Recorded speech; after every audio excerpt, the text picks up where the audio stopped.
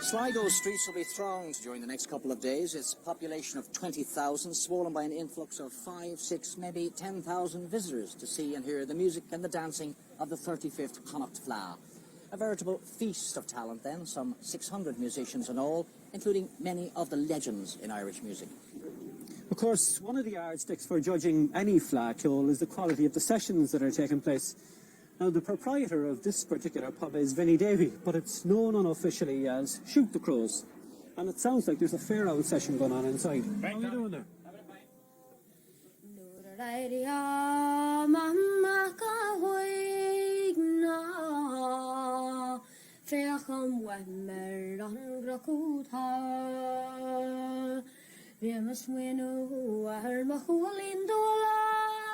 A dog the macrua aring trim na lar. Tomachis ni like a gold of found macrua ni lachlin and grass. Is kebe kalinog a verhas wine. Gushin fara suasi kol rachlar.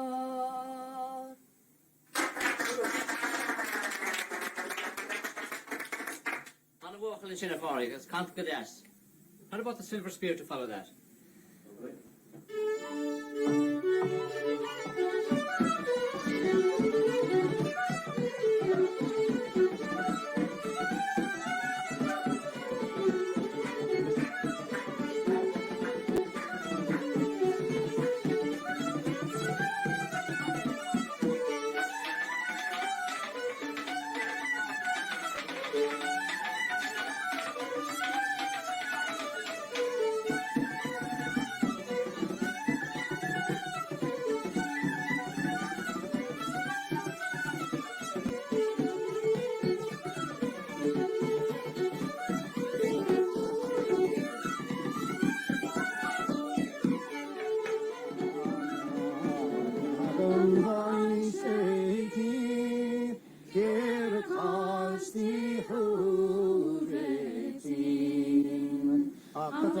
Well, this, of course, is the oldest form of Irish music, shanno singing.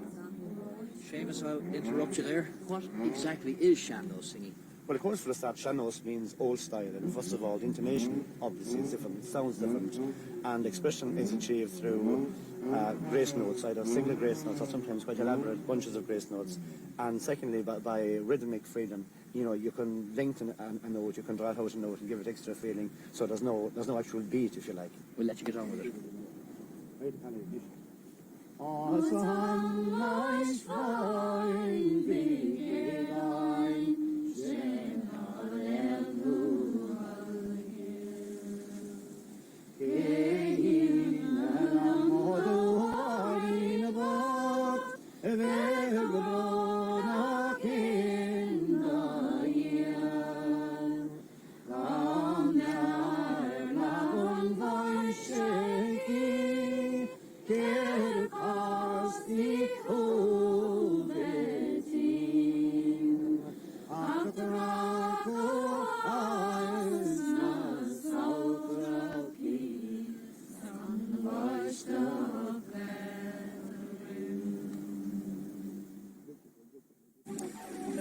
Is beginning to liven up here now with bands from Castle Baldwin and Ballyrush providing the entertainment.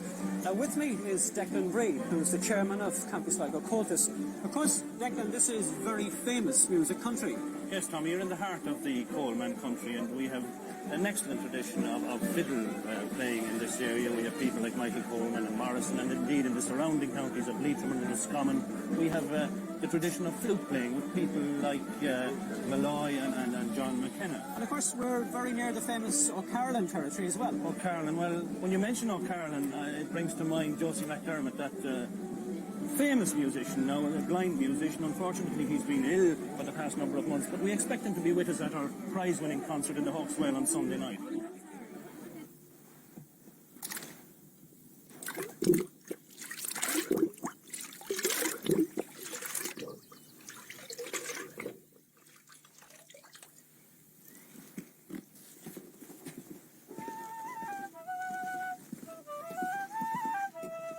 sight is a great problem, of course, but I'm beginning to get to put up with it now, you know. And, the sore throat now and putting me off the music now. I miss that terribly. But I can play a little bit like playing the slow air for you now, and I intend to play at the concert in Sligo.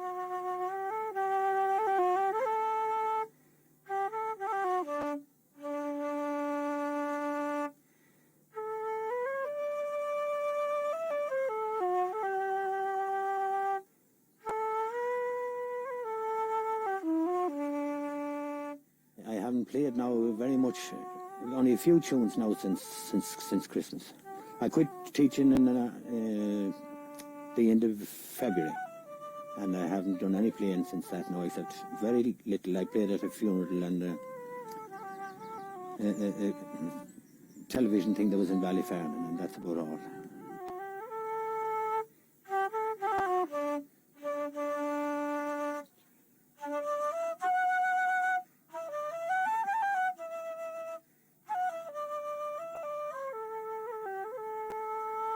I had two very good pupils.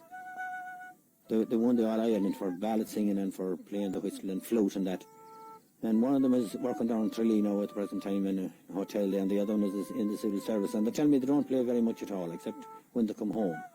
And it's a great pity because they're very good. They have a lot of young ones coming up now, but I suppose the same thing will happen to them. You know, they're good whistle players and nice ballad singers. No lover of traditional Irish music passing through Sligo can afford to miss a visit to this house in Maharaboy Road, home of the father figure of fiddle music, Joe O'Dowd.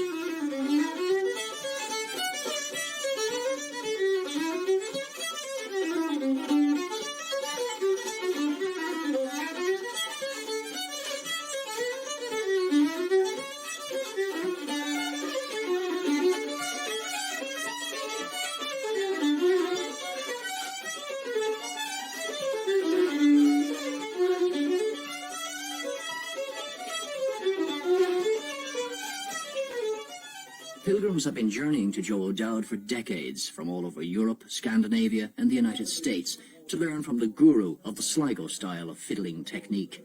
When you listen to it, they're all music that have an accent somewhat like speaking accents, if you like. It works out on that.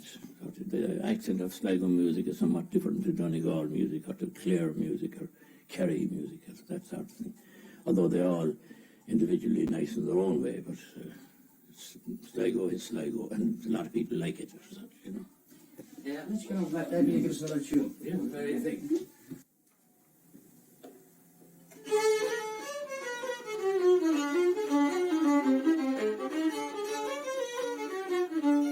Joe's wife Sheila and his 19-year-old son Seamus are carrying on the family tradition, a tradition begun by Joe's father and uncle. And it's a tradition that's being strengthened in the Northwest, with more young people than ever playing the fiddle, despite the impact of pop music.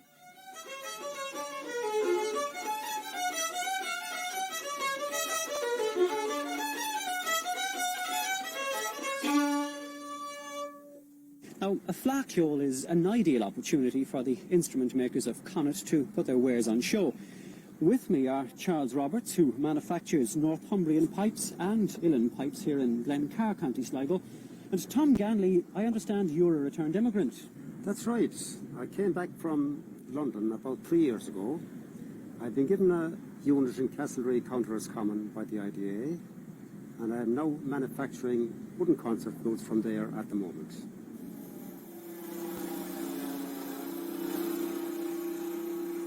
I came back because always and ever it was my intention to go back to Ireland one day, sort of in my latter years when I was pension age, and enjoy Ireland.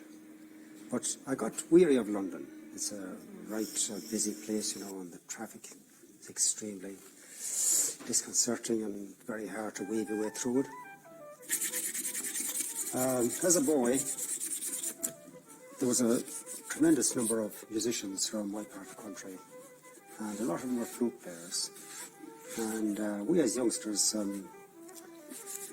we sought to copy, you know, and the thing was to get old flutes or something similar to a flute, and we used to get old bicycle pumps and weeds from the riverbanks, and elderberry bushes, which has hollow cores, you know. And we used to make all makeshift flutes from these things, and we succeeded in playing to a certain extent.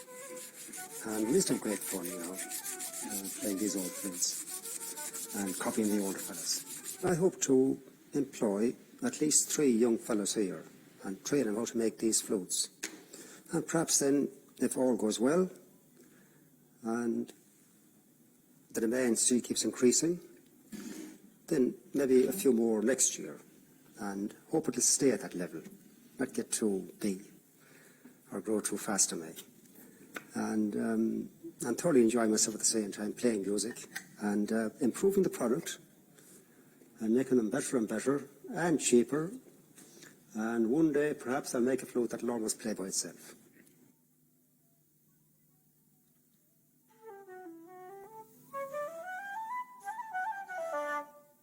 That's a pretty good flute, that. That one do, Tom.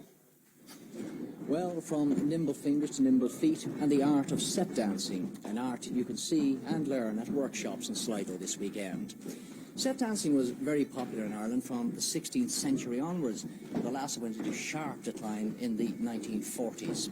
Lauros, why did that happen? I think one of the main reasons was the introduction of the Dance Halls Act, and that certainly made it difficult on people to continue the dancing in the houses where it actually survived for many years. Social changes, of course, the carpets came in, the television set went into the corner, the half door disappeared, and privacy tended to come more into the fore. And as a result of all that, I think the dancing suffered over the years. But it's on the up and up now. Very much so, and among young and old people. Because set dancing is a very innovative form of dancing, and it allows for great freedom. And of course the ballrooms are disappearing, there's a vacuum there, and I think set dancing is certainly set to fill that vacuum.